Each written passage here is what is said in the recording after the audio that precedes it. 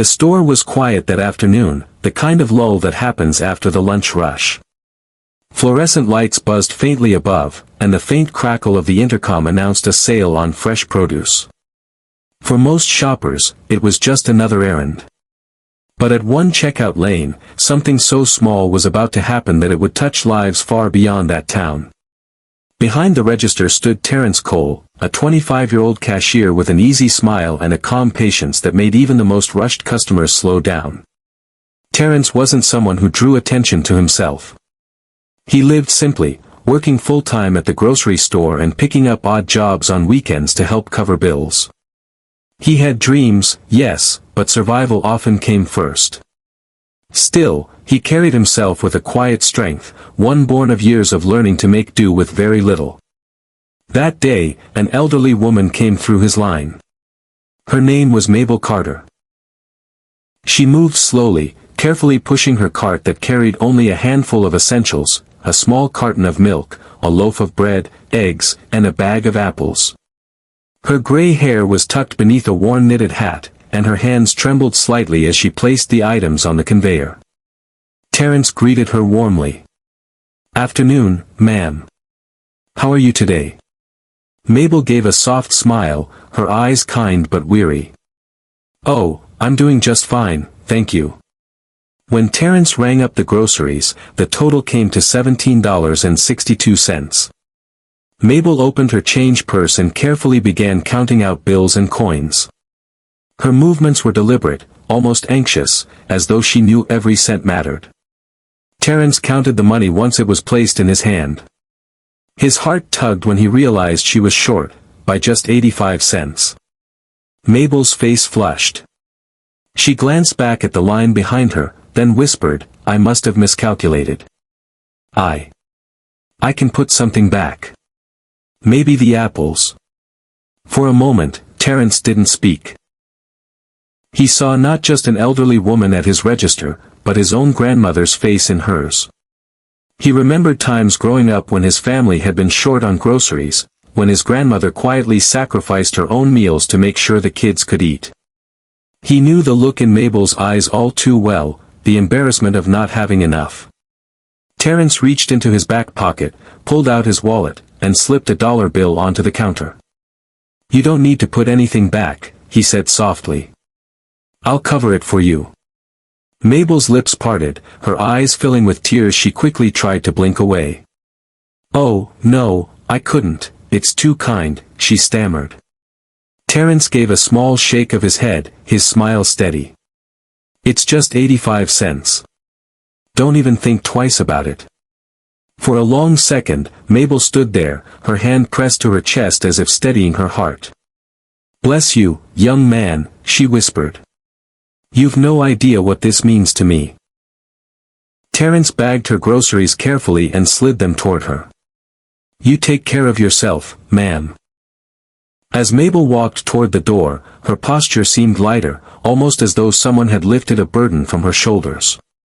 To Terrence, it was nothing more than a simple act, one he wouldn't even remember by the end of his shift.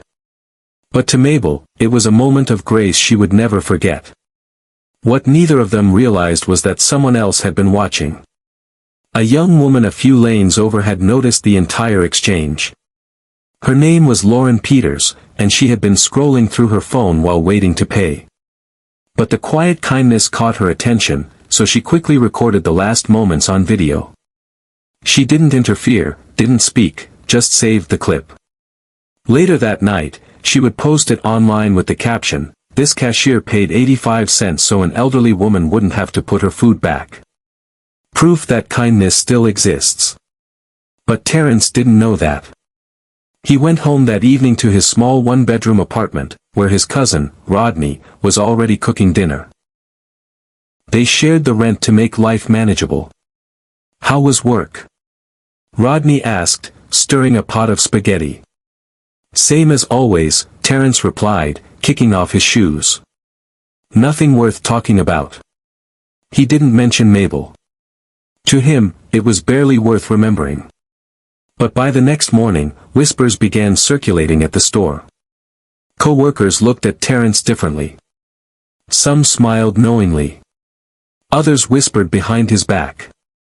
It wasn't until one of the younger cashiers, a chatty kid named Josh, shoved his phone into Terrence's hands that he understood. "Dude, you're blowing up online," Josh said, grinning. On the screen was the video Lauren had posted. It showed Terrence laying down the dollar, Mabel's emotional reaction, and his quiet reassurance, "It's just 85 cents.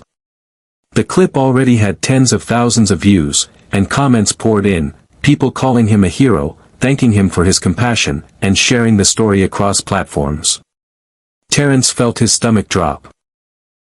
He hadn't done it for attention. In fact, the thought of strangers knowing his name made him uncomfortable. But it was too late. The story was spreading. And what he didn't know then was that this small act, barely more than pocket change, was about to ripple through his life and Mabel's in ways neither of them could ever have imagined. Terrence had never liked attention. He was the kind of person who preferred to keep his head down, work hard, and go home quietly. So when Josh showed him the viral video on his phone, his first reaction wasn't excitement, it was dread. By lunchtime that day, the store manager, Mr. Clayton, called Terrence into his office. Clayton was an older man with a sharp voice but a fair heart. He leaned back in his chair, clasping his hands together. "Terrence," he said, "you've gone and made our store famous overnight." Terrence frowned.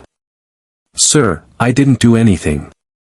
It was just 85 cents, yes, I know," Clayton interrupted with a chuckle. "But the world doesn't see it that way. People are calling here non-stop. Reporters want to talk to you. Our company headquarters even reached out. You've made us look real good." Terrence shifted uncomfortably in his chair. "I didn't mean for all that. I just wanted the lady to have her groceries." Clayton studied him for a moment, then nodded. "That's exactly why people are responding. You didn't do it for show. And that's rare these days." He leaned forward. "Don't fight this, son. Sometimes good things come from the smallest acts." By the end of his shift, strangers were coming through his line just to shake his hand. Some even slipped notes into the tip jar at his register, thanking him for being kind. Terrence smiled politely, but inside he felt overwhelmed. Meanwhile, across town, Mabel Carter was sitting in her small apartment, completely unaware of the online frenzy. Her living room was quiet except for the hum of the heater. On the walls hung faded family photos. Her late husband, her children when they were young, and a few grandchildren she rarely saw anymore. She sat at her kitchen table, her groceries neatly stacked beside her, and thought about the cashier who had helped her. The kindness lingered in her heart, warming her more than the heater buzzing at her feet. Mabel lived alone. Her husband, Harold, had passed away 10 years earlier, and her children had moved far away, busy with lives of their own. She survived on a fixed income, often stretching every dollar until it snapped. That day at the store, she hadn't told anyone she was short on money. She wouldn't have dreamed of asking for help.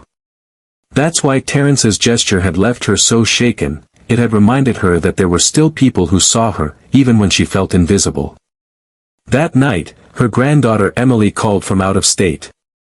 "Grandma, did you see the video?" Mabel was puzzled. "What video?" Emily laughed in disbelief. "It's all over the internet. You were in it. At the store. The young man who helped you, everyone's talking about him." Mabel blinked in surprise as Emily sent her the link. When she clicked it, she gasped. There she was, clutching her groceries, her face red with emotion as Terrence laid the dollar on the counter. She covered her mouth with her hand, tears forming in her eyes. "Oh, my word," she whispered. "People are watching this?" "Yes, Grandma," Emily said gently. "Millions." Mabel sat back, stunned. She had never thought something so ordinary, so small, would be shared with the world. Yet as she read the comments, her heart swelled. People weren't mocking her or judging her, they were praising Terrence, celebrating kindness, and even sending messages of encouragement to her.